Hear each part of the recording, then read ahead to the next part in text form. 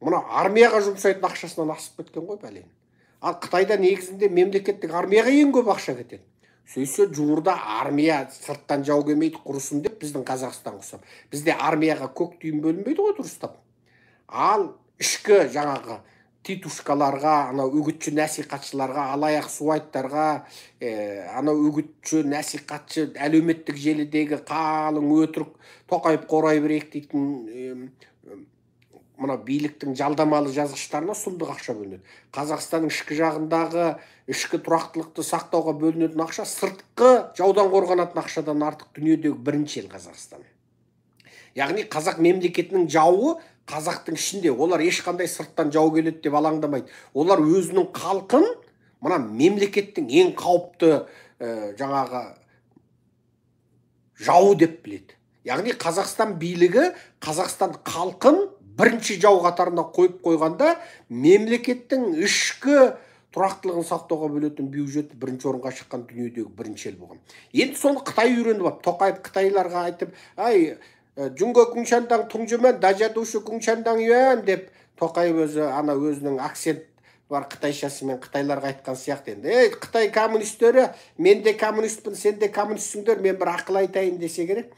Енді Қытайдың ішкі тұрақтылыққа бөлетін ақшасы армияға бөлетін ақшасынан асып кетсе, мынау медициналық қамсыздандыруға, яғни медициналық страховкаға бөлетін ақшасы одан да асып кеткен ғой. Сөйтсе Си Цзиньпин және оның айналасы қырып, жойып, мына бүкіл Қытайды аш жалаңаш ұстап, өлсең өл, өлем қап деп, жаңағы күніне бір картоп, 2 тал сәбіз бер. Ана бір тал сәбізді қолына берсе, ана бір шал тоңқаңдап бір бас ет. 2 тал помидор берсе, жерге 2 бас етін видео тарады ғой. Енді ойлаңдар, өткенде мынау 4 июнь Қытайдағы 89 жылғы қырғын кезінде студенттерді құрсаулап бүкіл Пекин мен Тяньжин қаласы. Пекиннен 2 сағаттық жерде Тяньжин дейтін қала бар. Негізінде 2 қала тұтасып кетті. Анада 30 миллион, анада 20 миллион халық бар. 50 миллион халық жасайды бір-біріне тұтасып кеткен 2 қалада. Сонда ол студенттерді 4 июньда құрсаулады. Ереуілге шығып кете ме деп. Сөйтсе құрсауласа олар ереуілге шықты. Енді оларды ауылына жіберейін десе, жоғарыда бұйрық бар. Жаңағы қалалардың ортасын құрсаулап ары қарай жүрмейсің деп тастаған бұйрық ол бар. Жібермейін десе, құрсаулау керек. Оқуға нетейін десе, Си Цзиньпин бұйырып тұр.